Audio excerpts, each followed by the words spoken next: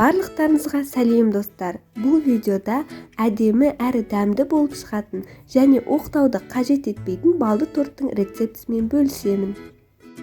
Ыдысқа балымызды салып аламыз да, баяу отта балымыз ерігенше араластырамыз. Одан кейін ас содасын салып араластырамыз. Бізде осындай реакция жүруі тиіс. Балымыз осылай көпіршіктеніп ағаруы керек. Осы массамызға сары майымызды салып, май ерігенше араластырамыз. Сары май бөлме температурасында болғаны жақсырақ әрине. Бөлек ыдысқа жұмыртқамызды, одан кейін қантымызды салып, миксердің көмегімен қант ерігенше жақсылап араластыру қажет.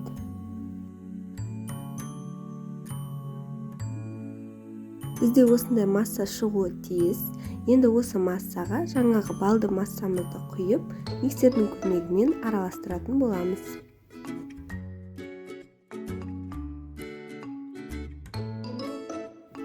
Ендігі кезекте ұнды илектен өткізіп, аз-аздап, жайлап, осы массамызға салып, миксердің көмегімен араластырамыз.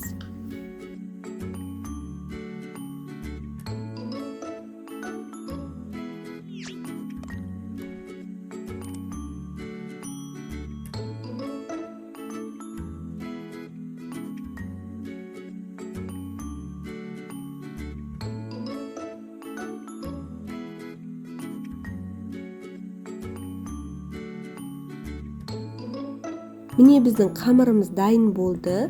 Осындай масса шығуы тиіс. Видеода көріп тұрғандарыңыздай, қатты сұйық та емес, қатты қою да емес, осындай масса болуы тиіс.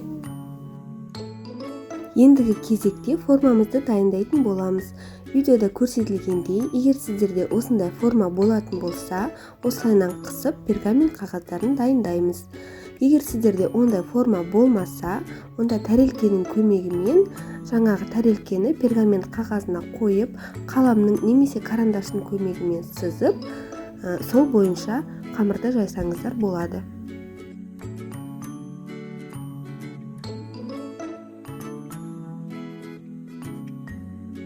Видеода көріп тұрғандарыңыздай, пергамент қағазының үстіне шамамен 3-4 үлкен қасықтай қамырымызды құйып, оның үстіне ұнды илектен өткізіп, сеуіп шығамыз.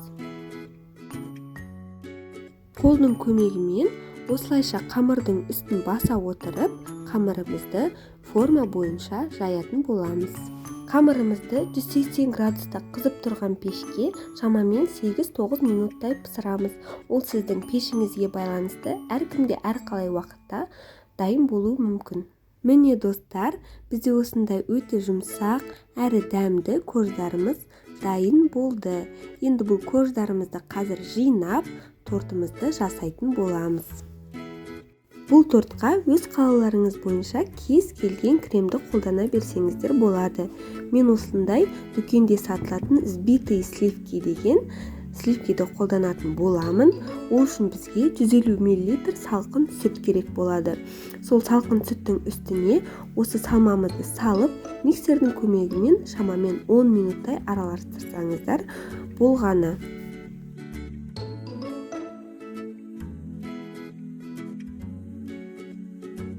Міне достар, оңай әрі тез жасалатын креміміз дайын болды. Енді қазір тортымызды жинайтын боламыз.